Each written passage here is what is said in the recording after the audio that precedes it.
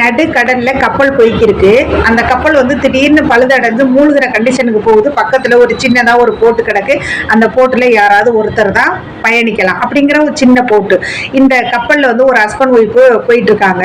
அப்ப இந்த கப்பல் முழுக போற கண்டிஷன்ல கணவன் வந்து மனைவியை பாக்குறாரு, மனைவியும் கணவனை பாக்குறாங்க.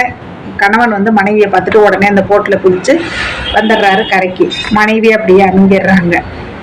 அதுக்கப்புறமா இதை வந்து டீச்சர் வந்து பசங்கள்கிட்ட கேட்குறாங்க, இந்த மனைவி லாஸ்ட்டாக கணவன்கிட்ட என்ன சொல்லியிருப்பாங்க. எல்லா பசங்களும் நிறைய ஆன்சர் பண்ணுறாங்க. ஒரே ஒரு குழந்தை மட்டும் கம்முன்னு இருக்குது. டீச்சர் அவங்ககிட்ட கேட்குறாங்க, ஏன் நீ மட்டும் அமைதியாக இருக்க, ஏதாவது சொல்லு அப்படின்னு சொல்லி. அந்த பையன் சொல்கிறான், நம்ம குழந்தைய பத்திரமா பார்த்துக்கிறங்க அப்படின்னு சொல்லியிருப்பாங்கன்னு.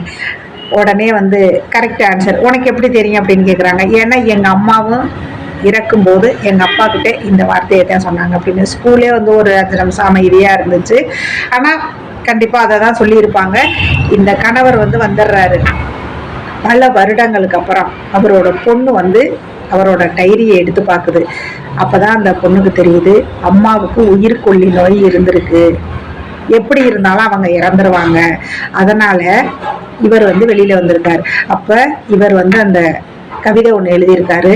ஓம் கூடவே நானும் வந்து அன்னைக்கு மரணிச்சிருக்கேனா, என்ன செய்யறது, நம்ம குழந்தைக்காக உன்னை அந்த சூழ்நிலையில விட்டுட்டு நான் வர வேண்டியதா போச்சு அப்படின்னு.